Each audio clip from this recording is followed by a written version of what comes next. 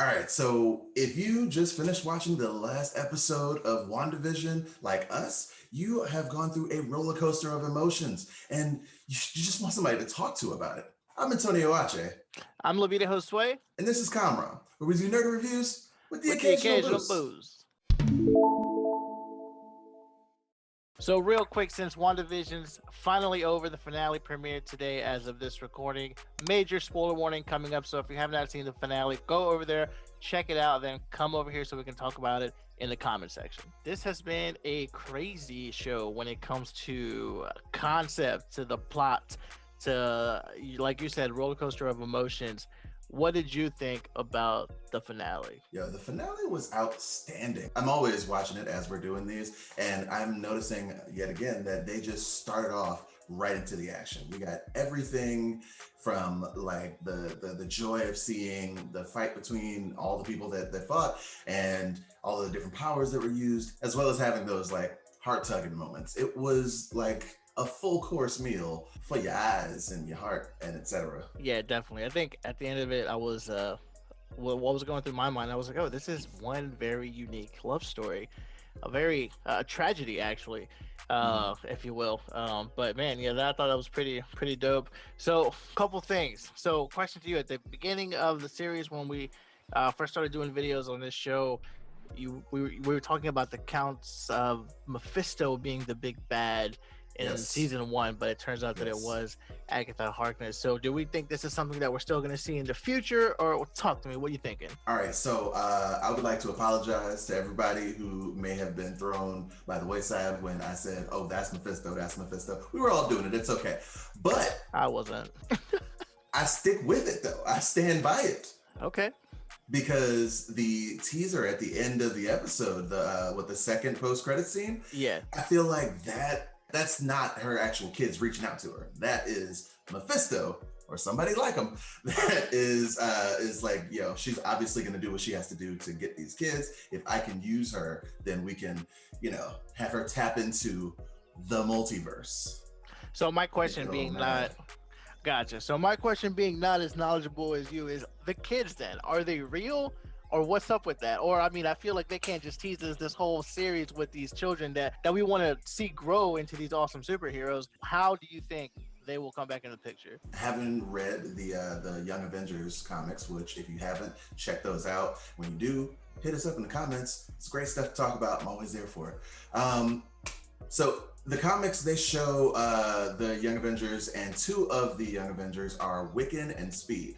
Those are her kids. Now, they actually start off as a part of a altered universe that she created, similar to how she created the Hex in this. She changed the entire world, though, and was trying to give everybody what they wanted. And she was just chilling in her place with her kids, and, she's like, we're having a good time, leave us the hell alone. And what they end up being is, it ends up being that Professor Xavier is trying to like snap her back into the regular reality. Granted, there's 2 different versions of it, because there's one where it's just like a dream that she's constantly having, and he's like, Wanda, get it together, this ain't you, this ain't what's real. Mm-hmm. And then there's the other one where she actually changes the whole world to keep from them killing her.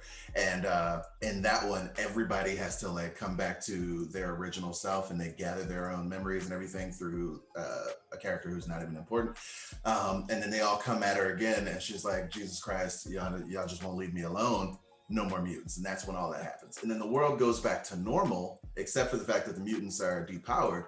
And those 2 children that did not exist outside of that fake world of hers were kind of implanted into the real world. So as time and everything shifted back to where it was, those kids were still the same kids, but like were in completely different families. It's weird.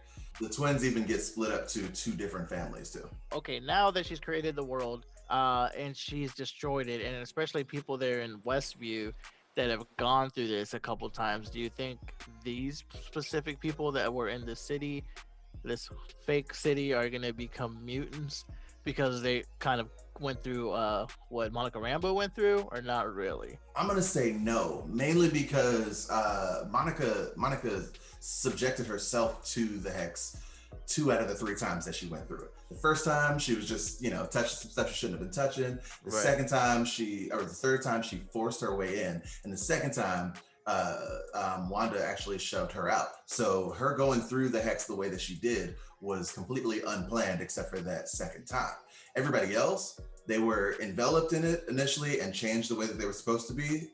They didn't go through the barrier in the way that she did. So I don't think they're going to be changed drastically in any major way. So at which point do you think mutants will be introduced? Because I feel like this is like a very slow incline up a mountain where I can see you with binoculars just looking up at the top, just like get me up there, son. I don't want to wait for the climb. I just want to be there. But I feel like okay, well, all these little things that are happening seem like everything is headed that way, but it's like it just seems like they, it's like we just got a little quick intro page, but there's still going to be like a huge workaround till they finally announce it. Yeah, I don't think it'll be anywhere near as easy as everybody kind of assumes or hopes that it is. But I have been like really pulling for mutants since Endgame, actually, when they first did the snap. Infinity War, when he first did the snap, and in Endgame they described it, and they were like the gamma radiation went across the entire world, and I was like, oh, radiation, cool, give us our mutants. And then when he did the snap again to bring everything back, I was like, that's more radiation. That's 2 times the radiation. Give us our mutants. And it just hasn't happened. But I think it's because they're trying to be really meticulous and really smart with how they kind of sprinkle them out. Because I'm certain they're not going to do that thing where they try to cram a whole bunch of characters in one movie and give them all origin stories. It's not smart. And it's not the way that Marvel has done things so far. So I think they're going to like sprinkle them out here and there.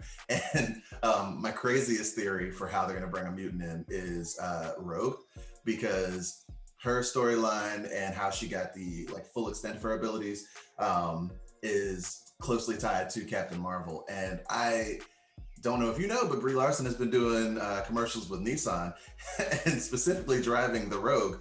And I was like, oh, it's a clue. So, I have seen it. Oh yeah, I did see that. Yeah. I'm pretty certain I think it's a leap, but still. That's kind of crazy. That's how deep into this theory stuff we are. I was gonna say that's actually kind of crazy. I'm like, this bro looking at Nissan commercials. We're getting mutants, everybody. We're getting mutants. She literally looks Rogue. She looks in the camera at the end of the commercial and she goes, "Go Rogue," and I'm like, I knew it. You see this? Like every time. That would be some magic. Nissan is involved in this. Yo, that's how deep it goes. Yeah, these theories got me feeling like Charlie from Always Sunny. He's like, oh, you think that's where it stops? Nah, look at all this stuff. Look at this. That's actually crazy. I haven't. So White Vision. I don't know. Like, okay, after they had their little, by the way, that little theory that they talked about, what was it? The ship, when they were like both hovering in a circle, like after fighting and like. Yeah.